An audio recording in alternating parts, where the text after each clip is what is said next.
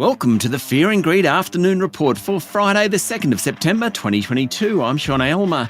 Every afternoon we've got the 5 stories that happened today that you need to know about. Story number 1, the S&P ASX 200 finished the day down 0.3% to 6,829 points, ending the worst week for the market since mid-June. For the 5 sessions, the bourse was off nearly 4%.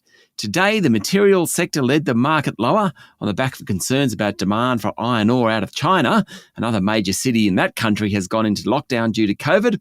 Fortescue and Rio Tinto were both down 2.4%, while BHP was off 1.8%. Tech stocks also came under pressure, with Tyro Payments off nearly 10%. WiseTech has been the best of the tech stocks recently, but today it dropped more than 2%. Story number 2. It was the second day of the Jobs and Skills Summit in Canberra, and it included some big announcements. Prime Minister Anthony Albanese announced a $4,000 work bonus income bank credit, which basically means pensioners can earn more before their payments are reduced. There was also an increase in the permanent migration ceiling to $195,000 for this financial year. Across the 2 days, there was more money for TAFE, a commitment to modernise workplace relations, improved training and pathways for women and regional workers, and more digital apprenticeships. Treasurer Jim Chalmers said 36 concrete outcomes resulted from the summit. I'd call that a success. Story number 3. We end the week with plenty of new economic forecasts about growth and expectations of higher interest rates. Next week, the Reserve Bank of Australia board meets on Tuesday to decide whether to lift rates again. They will. The question is by how much. While official Australian Bureau of Statistics GDP figures are out on Wednesday. We've had plenty of economic indicators in recent weeks, and market economists have been beavering away on coming up with a forecast. ANZ expects a 50 basis point lift in the official cash rate and the June quarter GDP to come in at 0.8%, putting the annual rate at 3.2%. Commonwealth Bank is in the same camp. Westpac is more upbeat. It thinks the economy expanded by 2% in June, taking the annual rate to 4.5%, while National Australia Bank is the most pessimistic of the big four, predicting 0.7% growth for the quarter and about 3.2% for the year.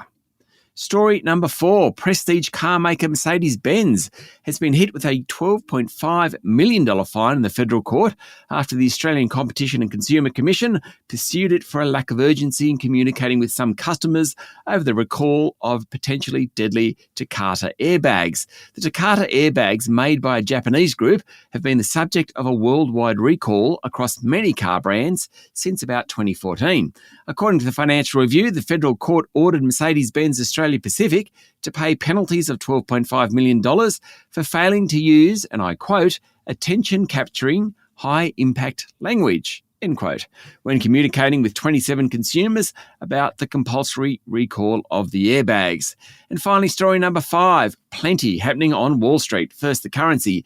The US dollar hit its highest level in 20 years against a basket of currencies, thanks to expectations that the US Federal Reserve will lift interest rates by 75 basis points in 3 weeks' time.